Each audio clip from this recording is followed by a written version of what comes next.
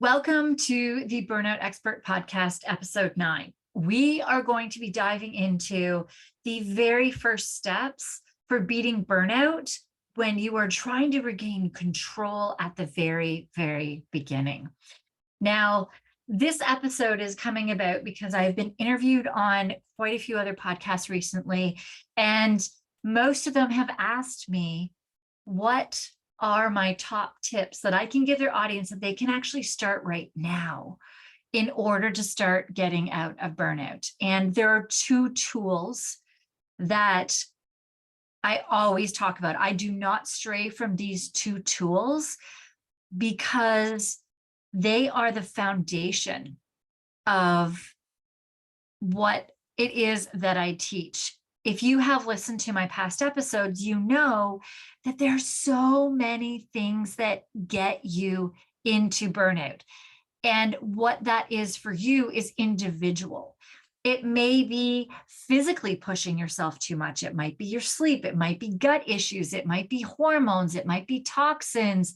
Could be not setting boundaries. It could be social stressors, which a lot of that happened during lockdown, during COVID. We have traumas. We have all kinds of stressors. You may have financial stressors. You may have mold in your house. You may be taking care of an ill parent or an ill child or a neurodiverse child. There are so many different things. So where we need to tackle with each of you is different, but there are two things that I start everybody with when I start working with them, regardless of what direction we're going to eventually go. These two tools are the ones that I get everybody on because they start allowing you to get a little bit or a lot, depending on where your burnout lies, how deep you are in it, of control over your stress system. When I ask first responders that I've worked with responders since 2018, what tools from the program that I use with them, what tools have they found the most valuable? And hands down, they all talk about these two tools. I actually thought they would be talking about testing we do for hormone and gut and all of these other things that are bigger tools. They're not as simple of tools. And they all say these two tools are the ones that they will forever continue to use throughout the rest of their life. So what I'm going to be doing today is going through those tools with you. These are simple. They are your base foundation. So they need to be simple because they're your base. When you're thinking of like a pro athlete, I spoke of this on one of the other episodes, where we think of a pro athlete when we're really asking them what they do in order to get on the podium. With any of them that are there, what it is they have such a strong base that they built on top of. What gets them from that silver to the gold are medal winning tools. But if they don't have these base foundational tools, then they will not even get onto the podium. So these are two tools that you will need to take with you for the rest of your life, regardless, even if you're not in burnout, if you're just going for performance optimization, this is still a tool for you. So let's dive into this. The first tool is one that is amazing for helping with brain fog, for memory, with your joints being really tight. It can ease some digestive issues depending on how bad your gut is at this moment in time. It can help you feel calmer.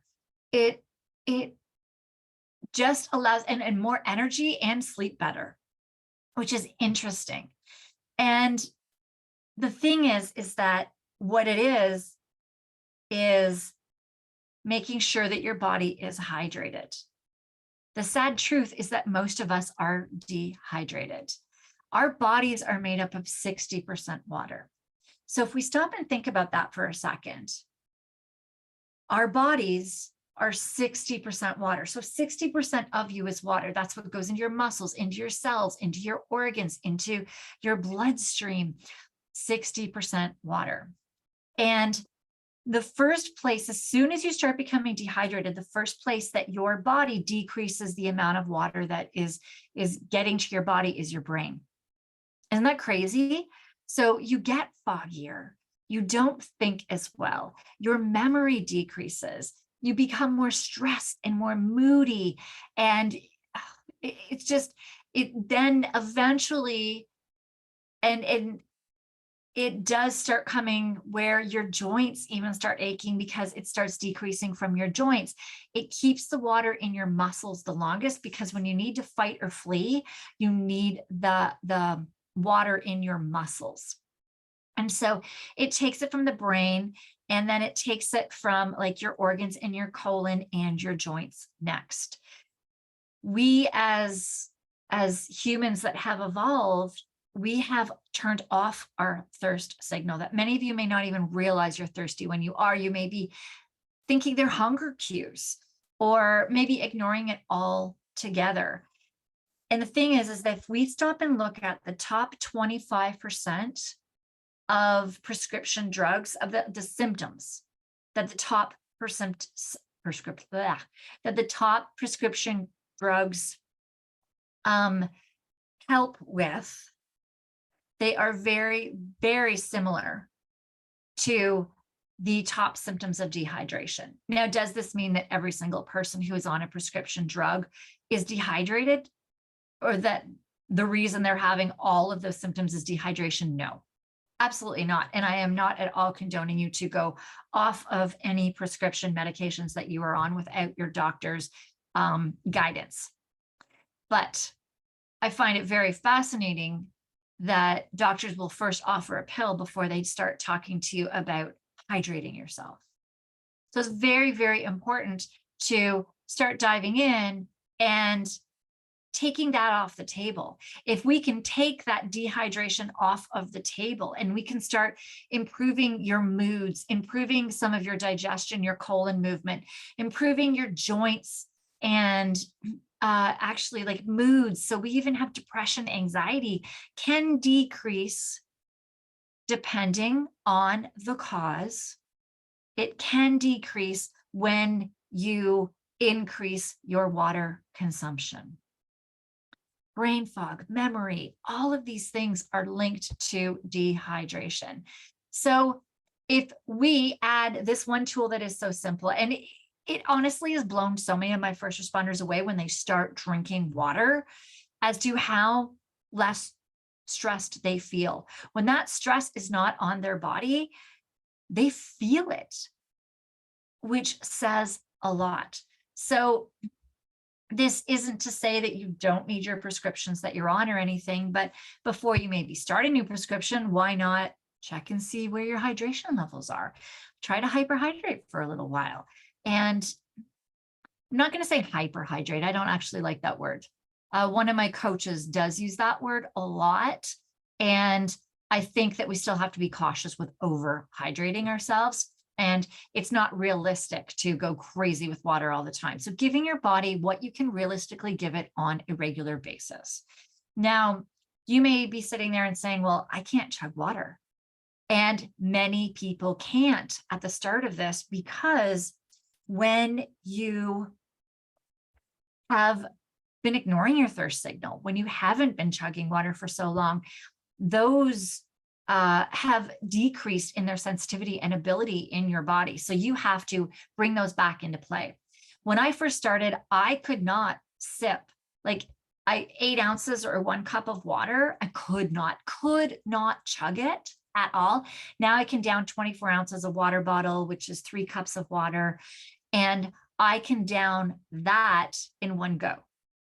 It takes time. You have to build this up in your body. So if you can't chug now, that is a huge signal that your body is actually dehydrated, that you don't have the ability to chug water, that your thirst signal has shut off.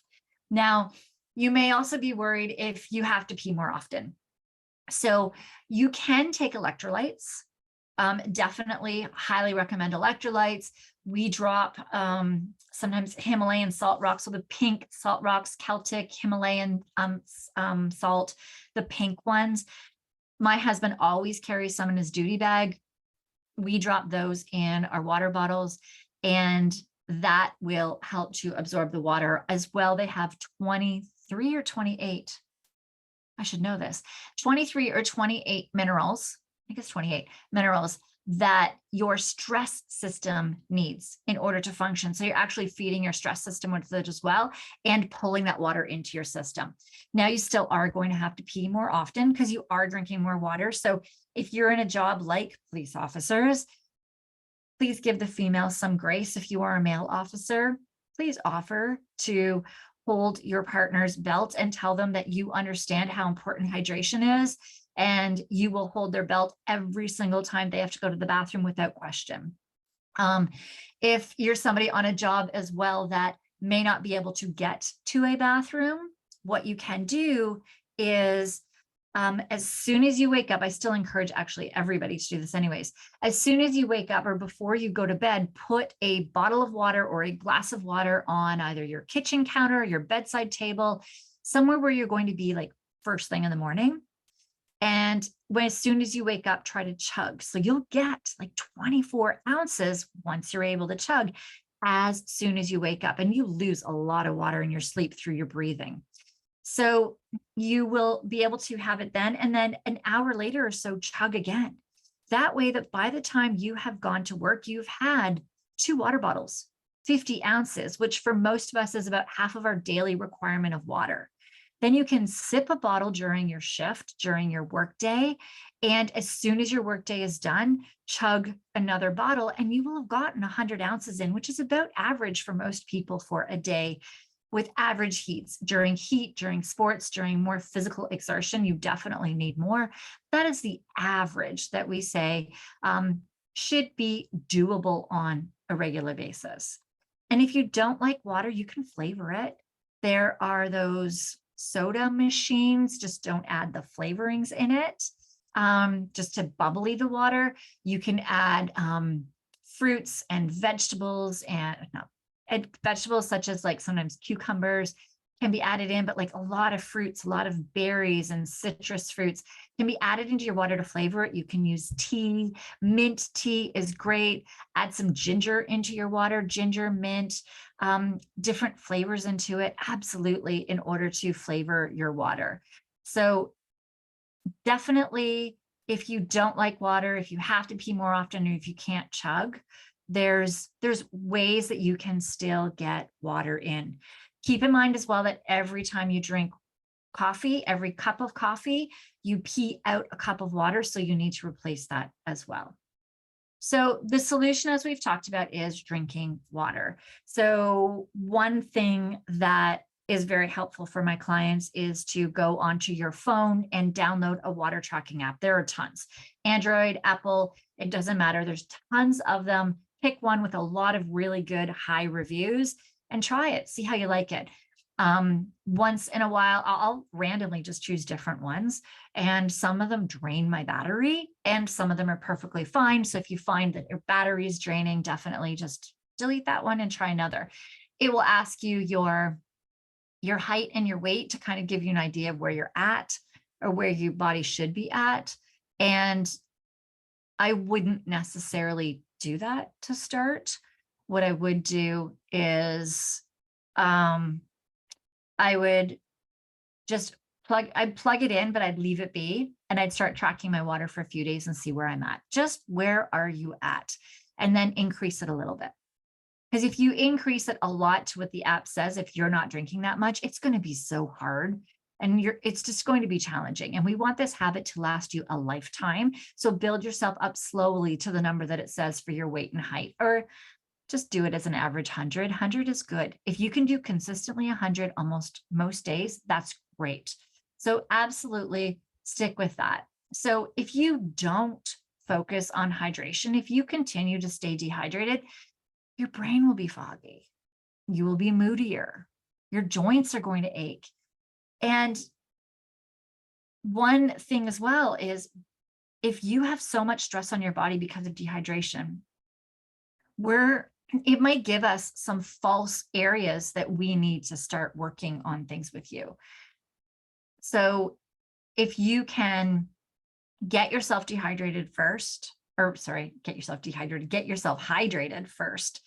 then that stress is off of your body, and we'll be able to really be able to see where we need to start working first, diving in first with the next steps in order to get you out of burnout. So that covers everything with hydration. If you have any questions on this, you can pop into my Facebook group, which I have linked in the show notes, and you can ask any questions that you have on this. So just let me know. If you can comment as well on the podcast, then definitely just ask a question there, and I will for sure answer for you. So let's dive into the second tool that I always teach people when I'm being asked on these podcast interviews. The other problem, so we had that stress burden on your body that we take off with the hydrating your body. The second thing is living in a stressed state. Now, our stress nerve, our nerves themselves are very similar to muscles. The more you work them, the quicker they are to react, the stronger they get. So when you are kicking in your stress nerve for all of the stressors we've talked about, it doesn't matter, big or small, going to bed later than your body is able, eating unhealthy food, all of these things can actually stress out your body, all in different ways. And so when your body is stressed, that stress nerve is getting worked, and it becomes so strong, it overpowers that resting nerve. And that resting nerve then can't kick in when you're not in a stressed situation. It can't kick in when you're laying on the couch or you're hanging out with your family and we start getting short fused. We're not able to relax. Our mind won't shut off when we're trying to fall asleep. There's so many things that can happen when this muscle can't shut down. And when your stress nerve is kicked in, you don't need to stop and have a poop or eat a really good meal. When you are being chased by the lion, when you're in that stressed state, that fight or flight state. And so every time that nerve kicks in, your gut digestion slows down and it starts leading to bigger gut issues. A lot of the hormones that your stress system manages, there's 50 hormones that your stress system is in charge of. Those hormones can't be distributed through your gut.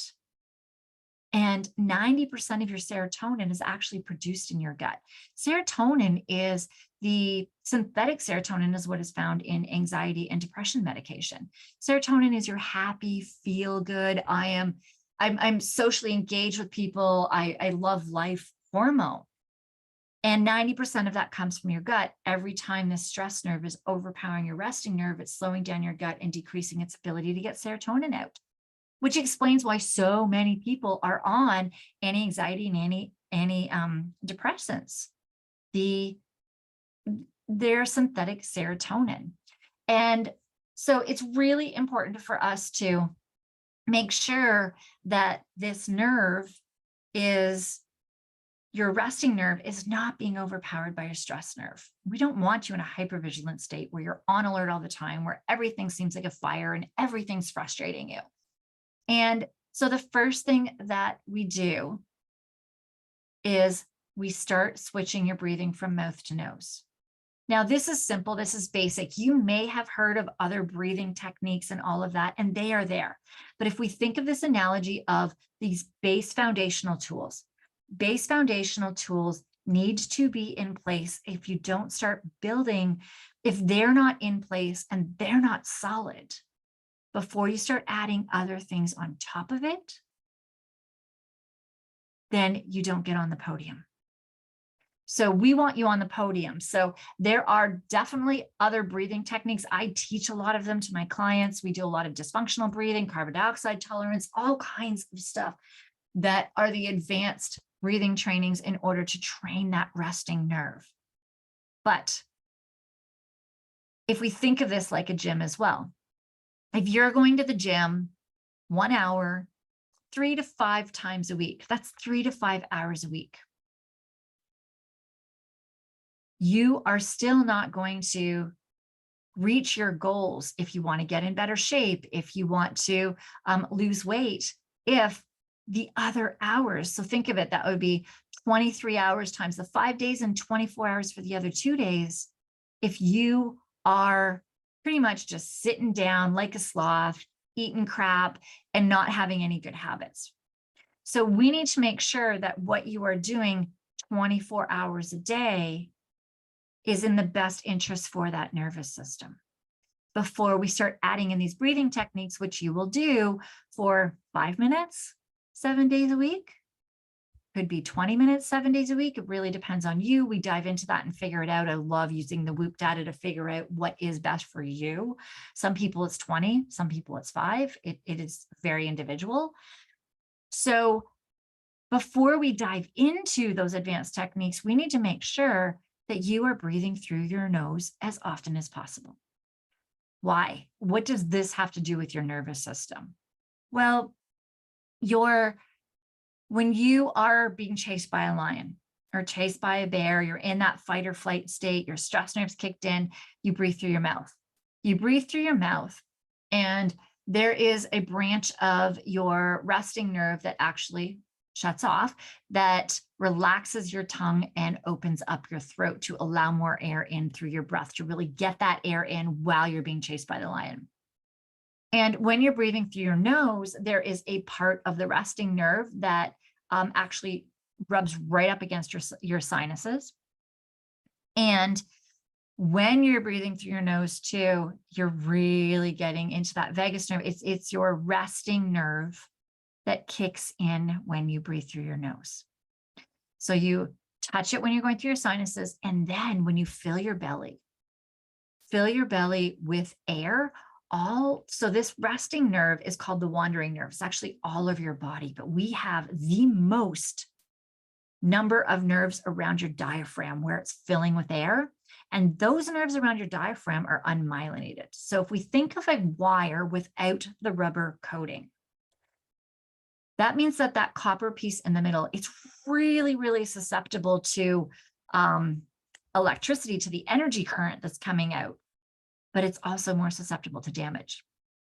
So we can really hit and strengthen those nerves, those resting nerves, those fibers of that resting nerve when we are really filling our belly with air and we're switching you into that resting state.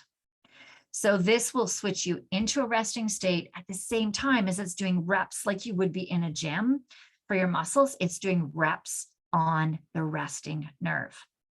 And if we think about this, the more reps you do, the stronger it gets, the more it becomes a habit as well. And the less that your stress nerve is going to overpower your resting nerve. So it's just starting with breathing anytime during your day that you notice you're breathing through your mouth, switch to your nose. When you find you're in a stressed state, make sure you're breathing through your nose and fill your belly. Exhale through your nose really slowly. That's it. That is going to start switching you out of that stress state. Now, I have absolutely had some first responders that I've worked with, very, very, very few, where they were not even able to shift out with that breathing. And the reason was their body was protecting them in a way because they were holding in traumas. So for them as well, there were certain supplements that helped, that we gave them based on their medical health history. We had to make sure first going through it that it was okay for them and no contraindications with any other medications or health issues they were having. Or they would go to their doctors, and that's when they would get an anti-anxiety or an antidepressant prescription. Many of these people as well were having suicidal thoughts. They did not want to harm themselves, but their body was in such a fight or flight state where their nervous system was firing so much that they needed that synthetic serotonin. They needed it in order to calm their system enough so that they could then start implementing the tools to get them out. And as they went through that and got themselves out more and strengthened that resting nerve and got the right vitamins and minerals to be supporting their stress system and worked on all of the different parts, they eventually were able to get off of those anxiety and depressant meds. So these medications are definitely have a use. They are just overused by our medical system. And one way that you can really have an impact on the need of, that's not the right wording, in order to make sure that your stress system is not, you're not living in that stressed, panic attack, over anxious, hypervigilant state, is to focus on slow breathing through your nose. The more reps, the better it is. So while you're driving, especially going like when you're as a first responder before you're going to a call. For anybody, if you're like, before you open up emails, before you go into a meeting, make it a habit to start switching into your nose. This is such a staple habit. And it is something that if you don't do this on a regular basis, if you don't practice breathing through your nose, switching from your mouth to your nose on a regular basis, then it doesn't matter what other tools we give you. If we do start trying to work with your hormones and work with your gut and get you on the right nutritional stuff, your stress system is going to keep firing and throwing all of those things off again. So we need to start gaining back control of your stress system by decreasing the stress on your body with hydrating yourself and keeping you out of your stress state, turning off your stress nerve so that you are not in a stress state as often, which compounds over time. The more that you can learn to switch out of it as soon as you can. As soon as you notice you're breathing through your mouth, as soon as you notice any of your stress signs, start breathing through your nose. And you will find that the less that you spend in that stressed state, the more you're able to control that switch, and that compounds over time and stress symptoms do decrease. This is not the full answer for getting out of burnout. If this works for you and you're out, then you were definitely not in a deep stage of burnout, and just be grateful and keep doing this. But you'll find many of you wake up in the middle of the night with your mouth so dry and snoring, may have sleep apnea. And a lot of this is due to breathing through your mouth and because your stress nerve is kicking in and overpowering your resting nerve, even when you're resting, when you're sleeping, when you're supposed to be in a resting state. So just to review quickly, we have these two tools. You can see why my first responders have said these are so important. Hydration takes such a stress off of your plate.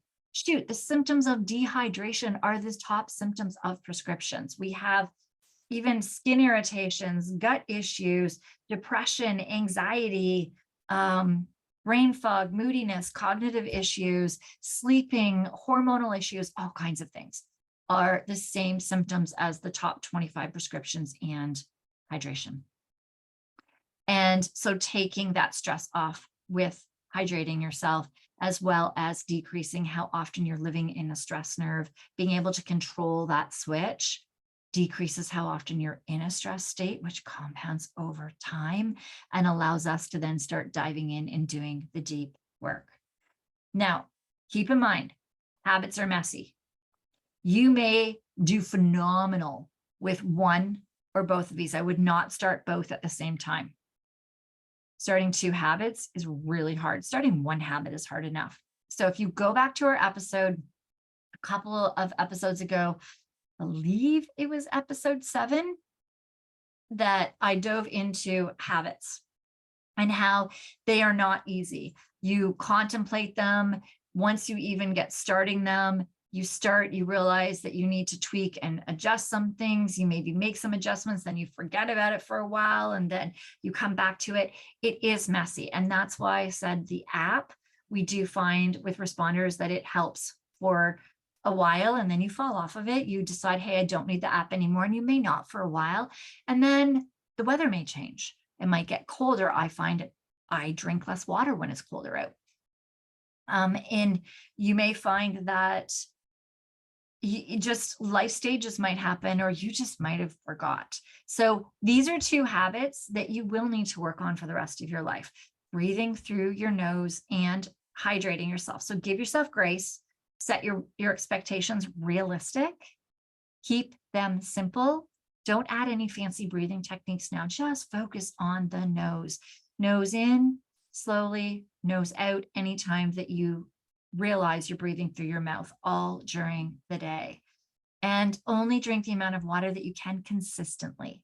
You want to keep this long term. So even if 100 is too much for you and 75 is great, like 3 water bottles is a really good amount for you, then do it. If you can be consistent with that, then that is much better than doing something that is too hard that you're going to fall off of. All right.